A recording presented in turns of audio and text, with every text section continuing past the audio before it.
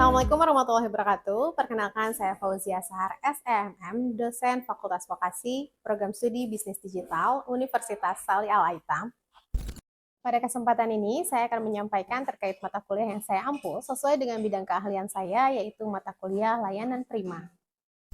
Mata kuliah ini ditujukan untuk mahasiswa program studi bisnis digital semester 4 dengan bobot 2 SKS, diselenggarakan dalam 16 kali pertemuan tatap muka dengan rincian 14 kali pertemuan materi dan 2 kali pertemuan masing-masing yang digunakan untuk ujian tengah semester dan ujian akhir semester.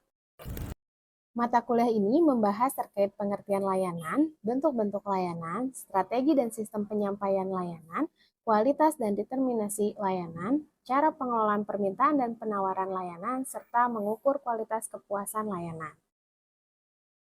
Adapun capaian pembelajaran lulusan atau CPL pada mata kuliah ini meliputi CPL 1, CPL 2, CPL 3, dan CPL 4 yang telah tertuang dalam RPS dan telah divalidasi oleh Ketua Program Studi. Adapun capaian pembelajaran pada mata kuliah ini antara lain CPMK 1, menganalisa konsep layanan prima dan peranannya dalam organisasi bisnis digital, CPMK 2, mengevaluasi sistem penyampaian layanan dan kualitas layanan, CPMK 3, menerapkan survei dan pengukuran kepuasan pelanggan, CPMK 4, merancang strategi layanan prima berbasis customer experience, serta CPMK 5, mengembangkan solusi peningkatan kualitas layanan berbasis data pelanggan. 3 komponen utama pembelajaran dalam mata kuliah ini adalah delivery, interaction, dan assessment. Untuk delivery, saya memberikan materi atau RPS dan modul ajar yang dapat diunduh langsung oleh mahasiswa pada sistem e-learning Sevima Universitas Salih Al-Aitam serta presentasi interaktif yang langsung dilakukan secara tatap muka untuk mendukung pemahaman mahasiswa. Interaction pada mata kuliah ini melibatkan komunikasi dua arah antara dosen dan mahasiswa, berupa diskusi dan juga tanya jawab, kolaborasi dan refleksi bersama. Asesmen ataupun sistem penilaian yang saya lakukan dalam mata kuliah ini mencakup asesmen formatif untuk penilaian proses yang dilakukan melalui kuis atau tugas proyek individu dan kelompok, serta penilaian sikap keterampilan sesuai RPS. Selanjutnya, asesmen sumatif untuk penilaian akhir berupa ujian tengah semester dan ujian akhir semester. Model pembelajaran yang saya gunakan pada mata kuliah ini yaitu problem-based learning dan presentasi kreatif juga kolaborasi interaktif yang didukung menggunakan video, kuis digital, dan Canva sebagai medianya. Referensi yang saya gunakan dalam mata kuliah ini adalah berupa buku referensi karya dari beberapa ahli, serta jurnal bereputasi yang memiliki kebaharuan agar mahasiswa mampu mengikuti perkembangan dan pengetahuan masa kini. Baik, berikut video pembelajaran pada mata kuliah layanan prima dengan materi pada pertemuan kedua, yakni bentuk-bentuk layanan. Mari kita simak.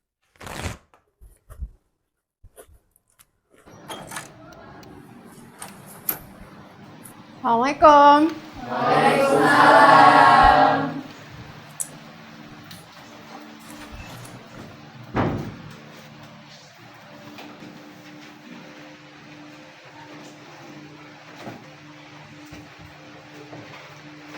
Kayak apa kabar hari ini? Masih semangat?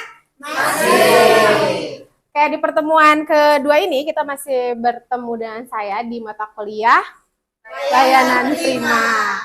Oke, ada yang masih ingat kemarin bahas tentang apa? Saya Bu.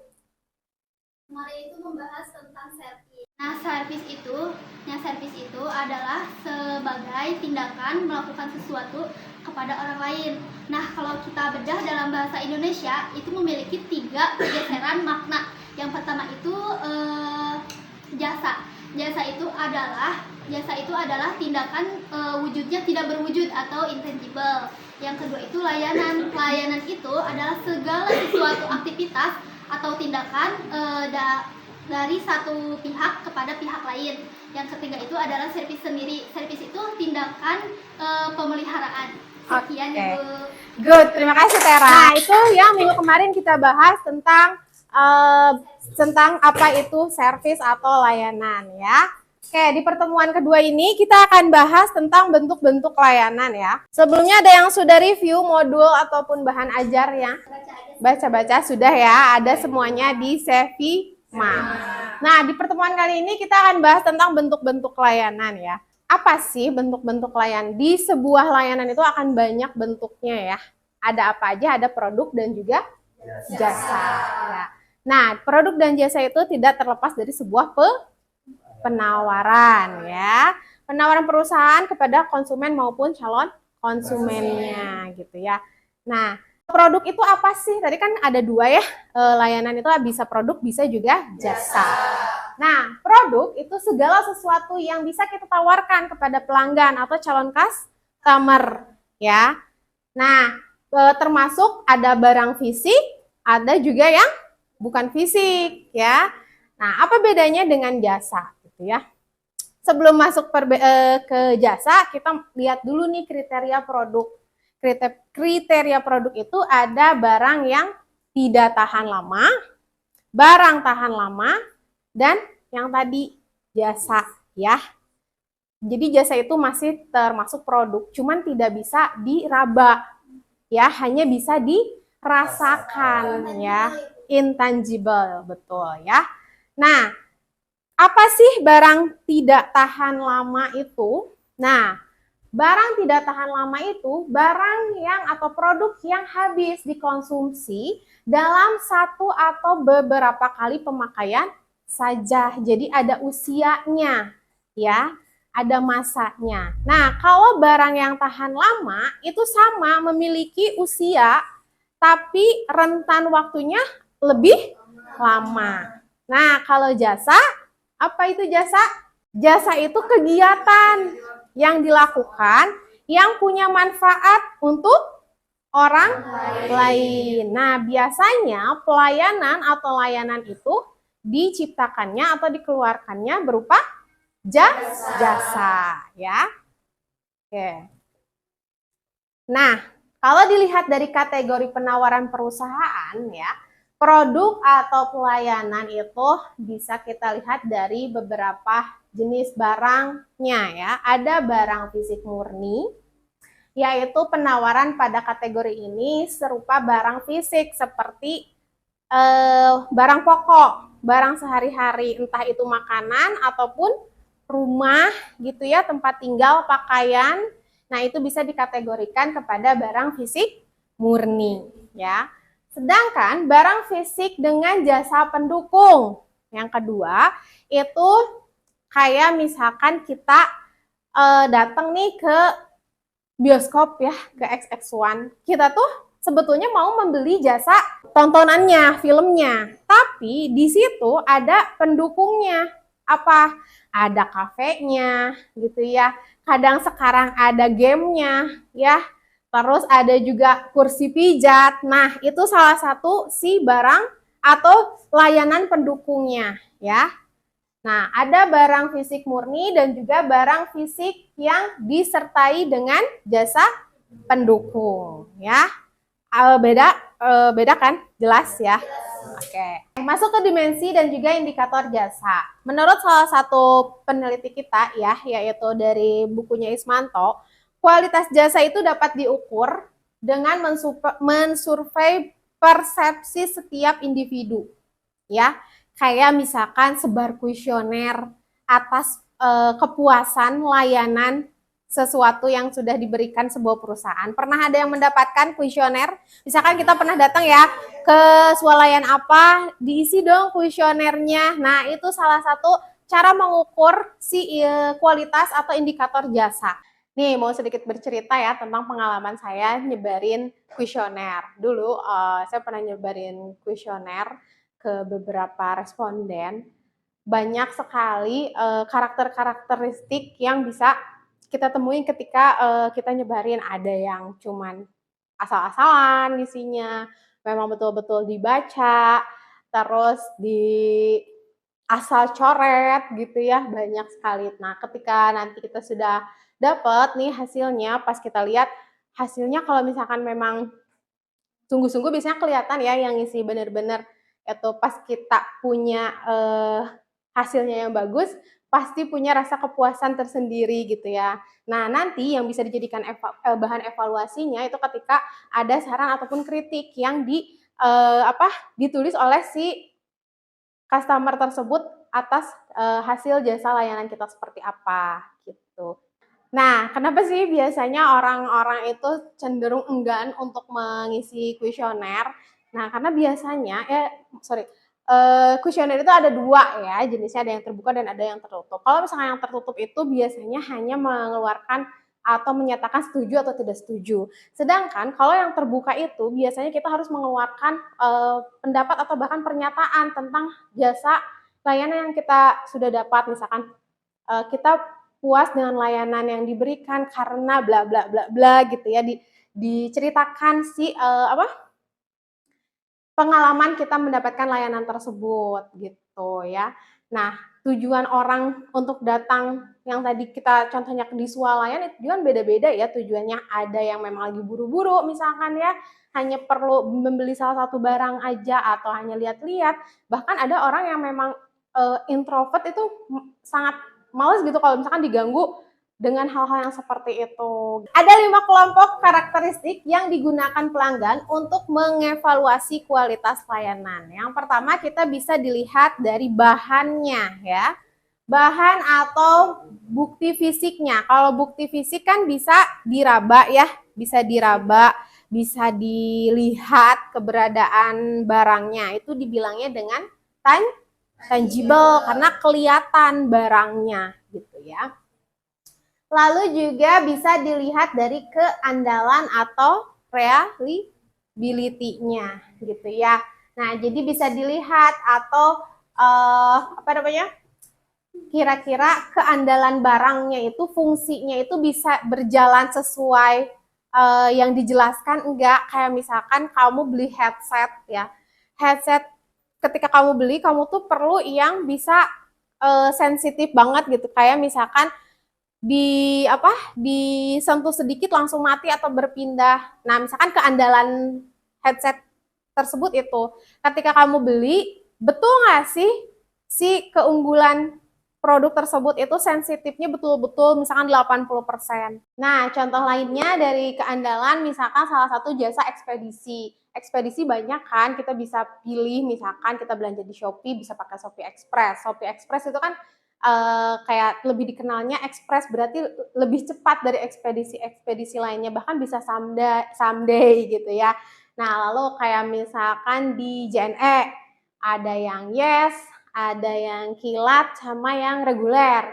Nah, itu salah satu jenis-jenis yang bisa kita pilih dari layanan-layanannya. Kalau misalkan Yes bisa 1 hari sampai, kira-kira tepat nggak tuh yang ditawarkan, jasa yang ditawarkan dengan apa yang kita terima.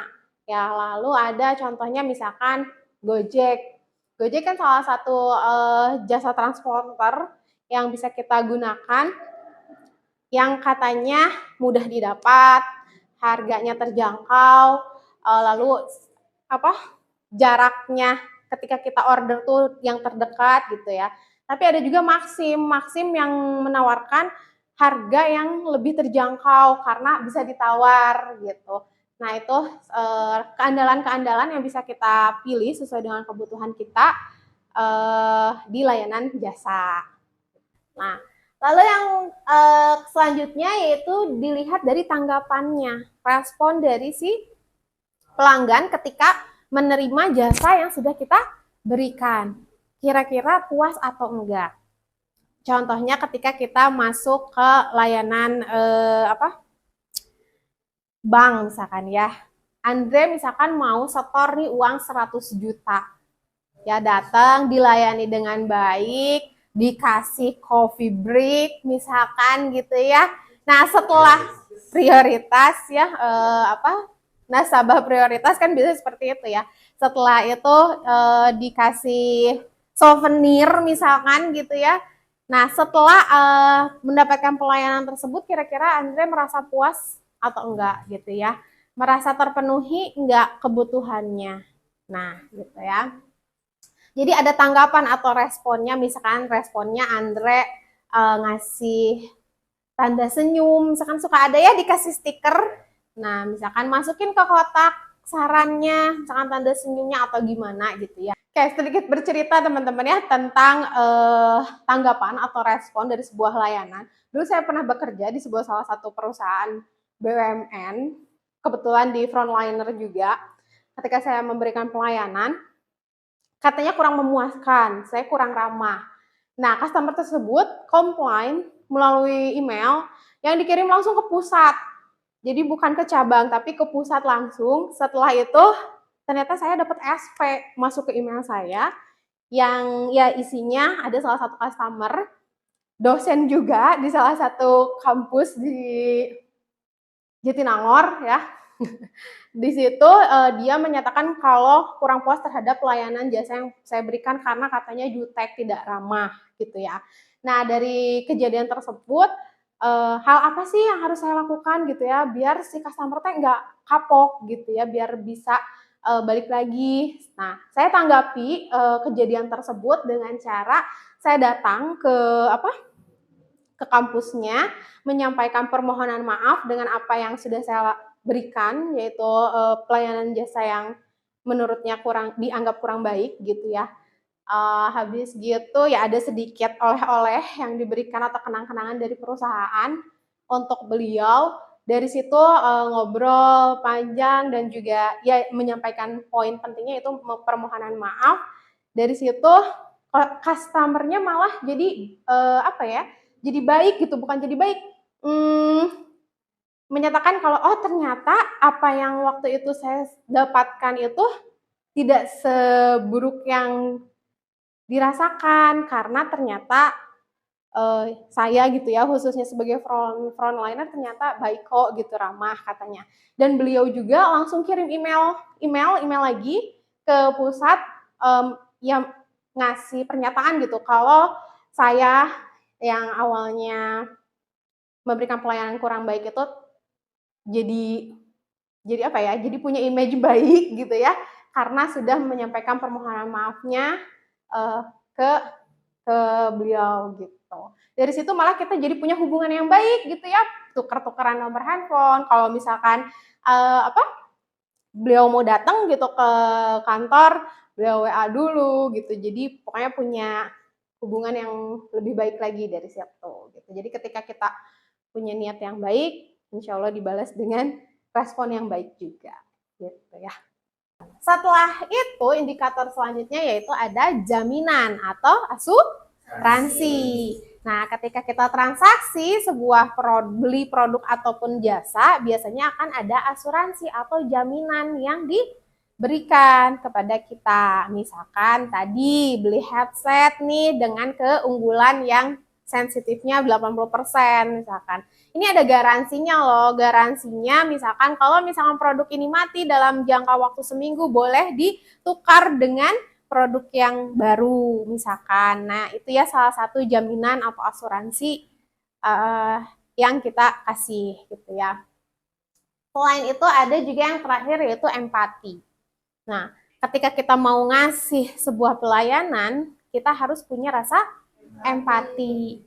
Kenapa? Biar kita bisa merasakan dulu apa sih yang mereka butuhkan itu, customer tuh butuhnya apa dan harus dilayaninya seperti apa gitu ya.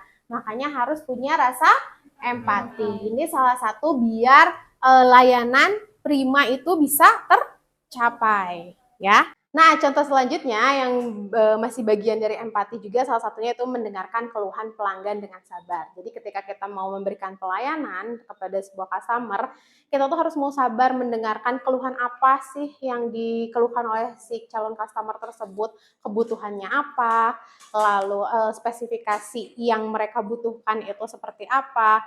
Nanti kita cocokkan dengan produk atau layanan yang ada di yang ada di layanan kita gitu ya. Nah, lalu juga ada customer yang dibilang memiliki kebutuhan khusus kayak misalkan lansia yang datang misalkan ke sebuah bank yang akan setor uang lah ya contohnya, kan harus ngisi form dulu, lalu ngitung uangnya yang tadi dibawa berapa. Nah, itu biasanya membutuhkan layanan khusus, jadi harus dibantu oleh entah itu biasanya satpamnya ya sebelum kita ke depan ke CS-nya, atau bahkan nanti oleh si tellernya atau CS akan dibantu. Nah, itu salah satu contoh rasa empati juga yang harus diberikan kepada customer ketika kita mau memberikan pelayanan.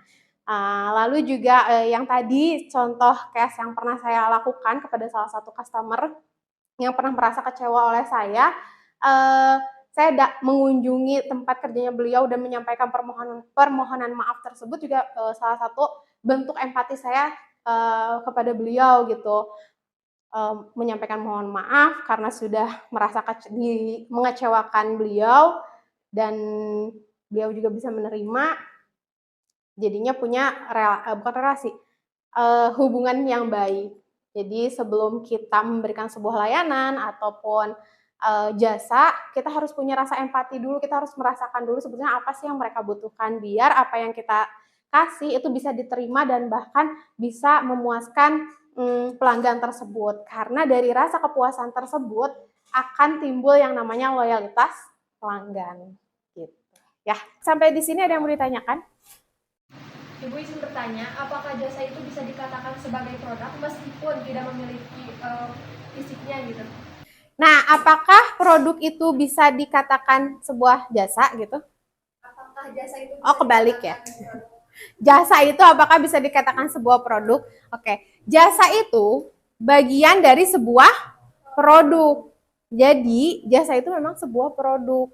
Cuman beda jenis kayak macam. Kalau produk itu tadi tangible ya, bisa dilihat, ada wujudnya. Kalau sedangkan jasa itu bisa dirasakan. Jadi jasa itu memang salah satu komponen atau bagian dari produk gitu. Oke, nih kita bahas kembali di pembahasan sebelumnya ya tentang produk dan juga jasa. Ini kalau ditegaskan kembali, yang menjadi pembeda antara produk dan jasa itu ya tadi tangible dan juga intangible. Dimana kalau produk itu tangible, bisa dilihat, bisa diraba si wujudnya. Contohnya, kita mau beli handphone ya. Kita mau beli handphone. Misalkan kita butuhnya yang kameranya bagus, kita bisa lihat dulu kualitas kameranya seperti apa, kecepatannya ataupun cahaya yang dikasih dari handphonenya itu seperti apa. Bisa disesuaikan dengan kebutuhan yang memang tadi kita butuhkan. Sedangkan kalau jasa itu intangible, nggak bisa diraba, nggak bisa dipegang. Kalau misalkan contoh intangible-nya, kita misalkan handphonenya rusak, mau servis nih, mau kerusakan tersebut. Nah, yang kita beli itu jasa dari pembetulannya, tapi bukan handphonenya. Kalau handphonenya itu barang tangible-nya, yang wujudnya. Tapi kalau tadi handphone kita ada kerusakan, yang dibayar itu jasa. Jasanya, kalau orang itu udah bisa memperbaiki si manfaat handphone tersebut. Jadi bukan handphone yang dibayar, tapi jasanya, yang intangible-nya, yang nggak kelihatan, tapi bisa kita rasakan manfaatnya. Manfaatnya apa? Yaitu balik lagi, karena handphone kita tuh bisa digunakan normal lagi ketika udah dibetulin. Nah, jadi yang kita bayarkan itu layanan servis atas jasa yang sudah dikeluarkannya, bukan untuk produknya. Gitu. Oke, ada lagi yang mau bertanya? Oke, silakan. Jadi, apakah pelayanan yang bagus dapat membuat konsumen itu tetap membeli produk kita meskipun harga produk itu lebih mahal dibandingkan kompetitor? Oke, Anggi, terima kasih pertanyaannya. Jadi, ketika kita mau membeli sesuatu, produk ataupun jasa, ketika kita ingin kualitas yang lebih baik atau lebih bagus, akan ada beban yang akan kalian keluarkan. Nah, beban yang teman-teman keluarkan itu akan sesuai dengan apa yang akan kalian dapat. Jadi kalau misalkan harganya lebih tinggi, tapi kualitasnya lebih baik, itu pasti akan seimbang. Nah, apakah dia akan balik lagi ke tempat tersebut gitu ya, atau enggak, itu tergantung kebutuhan customernya. Kira-kira mau balik lagi dengan kualitas yang bagus, atau misalkan Nggak apa-apa lah saya ngantri udah lebih murah. Nah, itu balik lagi ke kebutuhan customernya. Kira-kira kalian mau yang mana? Mau yang antri tapi murah? Atau mau yang cepat tapi kualitasnya bagus tapi mahal? Akan ada beban yang akan teman-teman keluarkan lebih banyak lagi gitu ya. Jadi itu balik lagi terhadap pilihan konsumennya mau seperti apa. Yang jelas akan seimbang antara beban yang kalian keluarkan dengan kualitas yang didapatkan gitu ya. Nah, berbicara tentang kualitas dan juga harga, ada yang harganya tinggi dengan kualitas yang sangat baik. Misalkan contoh kita menginap di hotel bintang 5. Harga yang kita bayar atau beban yang kita bayarkan itu akan tinggi, tapi layanan atau fasilitas yang kita dapatkan juga akan sesuai gitu ya. Misalkan dari makanannya, dari servisnya, bahkan dari fasilitasnya gitu ya, bisa memuaskan apa yang kita inginkan. Ada juga yang harganya cukup mahal, kualitasnya ya baik gitu ya, dianggap baik. Misal beli sepatu Nike yang harganya 1 juta, beda dengan harga Nike yang misalkan 3 juta. Yang 1 juta juga udah baik, bahannya nyaman, usia produknya juga cukup panjang.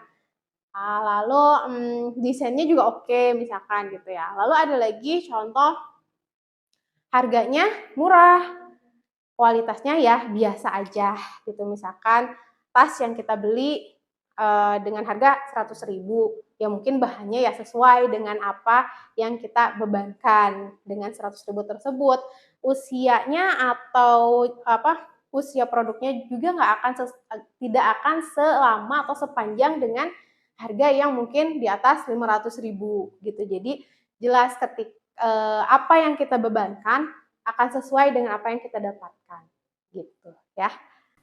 Oke, ada yang mau ditanyakan lagi? Cukup. Nah, kesimpulan dari pertemuan kali ini kita membahas tentang produk dan juga jasa ya. Bentuk-bentuk layanan itu ada dua, ada yang berupa produk, ada juga jasa. Produk itu sifatnya tangible atau bisa dilihat wujudnya, sedangkan jasa itu intangible, hanya bisa dirasakan gitu ya. Nah, kalau klasifikasi jasa, kita bisa lihat berdasarkan sifat tindakan jasa, yaitu jasa itu kan intangible gitu ya, lalu tidak terpisah, bervariasi atau beragam, dan juga mudah lenyap atau mudah hilang karena ya bisa dirasakannya saat itu juga ya. Lalu berdasarkan hubungan dengan pelanggannya, bahwa jasa itu kebutuhan pribadi biasanya ya, dan juga jasa itu biasanya bisa dilakukan atau bisa dicari atas kebutuhan bisnis gitu ya. Oke, kalau misalkan tidak, maaf ya. Untuk pertemuan kali ini referensinya seperti biasa di buku panduan dan juga modul bahan ajar yang sudah saya upload di Sevima ya. Materinya di pertemuan kali ini cukup sekian teman-teman ya. Jadi sekarang kita akan masuk ke evaluasi yang akan teman-teman kerjakan, yaitu sebuah kuis ya. Jadi boleh disiapkan untuk gadgetnya. Oke, sudah siap? Silakan masuk ke link yang sudah saya share dan bisa langsung dikerjakan kuisnya 10 menit dimulai dari sekarang.